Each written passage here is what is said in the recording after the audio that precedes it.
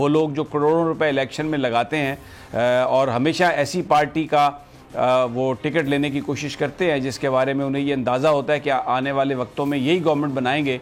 अब क्या वो जो मिथ है तहरीक इंसाफ की वो टूट रही है। सब्सक्राइब करें और बेल दबाएं ताकि कोई खबर रह न जाए। आया कि इस वक्त ये बन रहा है और अब हुकूमत कैसे निपटती है, IMF मान नहीं रहा। हुकूमत चाहती है कि कोई टाइम मिल जाए, खौफजदा है कि उनके जो अपने अराकीन हैं वो वोट नहीं देंगे, इसलिए कि जो असम्बली के लोग हैं जिन्होंने दोबारा इलेक्शन लड़ना है वो उन्होंने तो जाके जो इलाके के जो लोग हैं उनका सामना करना है। लेकिन जो अनइलेक्टेड लोग हैं वज़ीर आज़म के इर्द गिर्द जो बिल्कुल इलेक्शंस के ज़रिए नहीं आए और अगर आइंदा वज़ीर आज़म साहब बनते हैं इमरान खान साहब तो वो दोबारा इन सीटों पर रहेंगे, वो ये कहते हैं कि जी IMF को आप खफा मत करें और IMF की जो बात है वो उसको तस्लीम करें। एक कड़ा इम्तिहान इमरान खान साहब के लिए, एक बहुत बड़ा चैलेंज जो बन रहा है। अगर IMF ने ऑर्डिनेंस को मानने से इनकार कर दिया और गवर्नमेंट को टाइम देने से इनकार कर दिया तो that would be a very serious challenge for the government of Tehreek Insaf. आने वाले वक्तों में आने वाले दिनों में, अगले चंद दिनों में इसका अंदाज़ा हो जाएगा कि क्या होता है।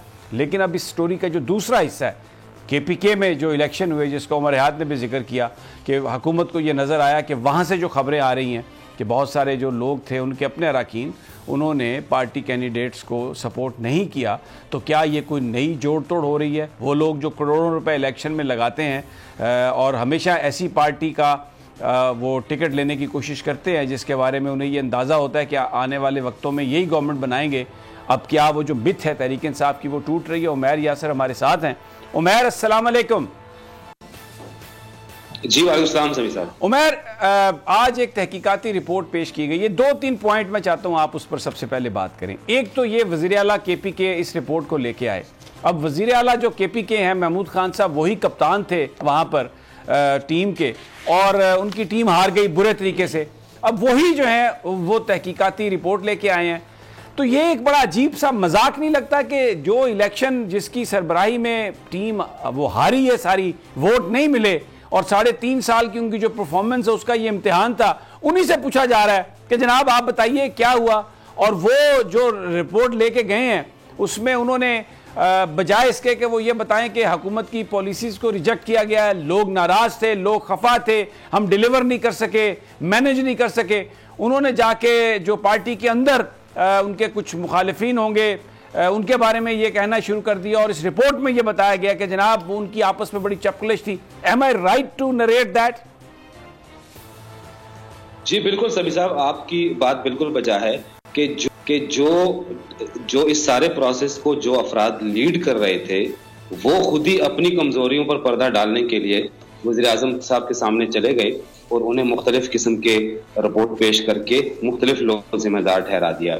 आपने शुरू में इंट्रो में कहा कि आधा सच बोला जा रहा है, शायद आधा नहीं बल्कि आधे से भी बहुत कम सच बोला जा रहा है। एक जो वजह है, एक तो देखिए महंगाई हो गई या टिकटों की सही तकसीम नहीं हुई, ये बातें बिल्कुल वजह हैं। लेकिन एक जो सबसे बड़ी वजह है जिसकी तरफ किसी ने तवज्जो नहीं दी और न ही यहाँ की क़यादत की तरफ से वज़ीर आज़म को ये चीज़ बताई गई है कि जितने भी जनरल काउंसिल्स के उम्मीदवार रहे हैं पूरे सूबे में, विलेज काउंसिल्स पर और नेबरहुड काउंसिल्स पर, उनको तहरीक इंसाफ ने टिकट ही जारी नहीं किया।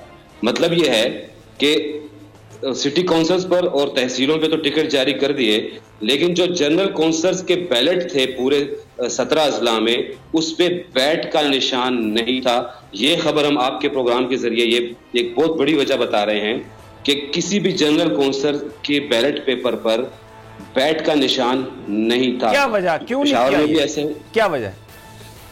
जी उसकी वजह यह है कि एक नेबरहुड काउंसिल में या विलेज काउंसिल में 3 उम्मीदवार यहाँ पे मुंतखब हो सकते थे जनरल काउंसिल्स के।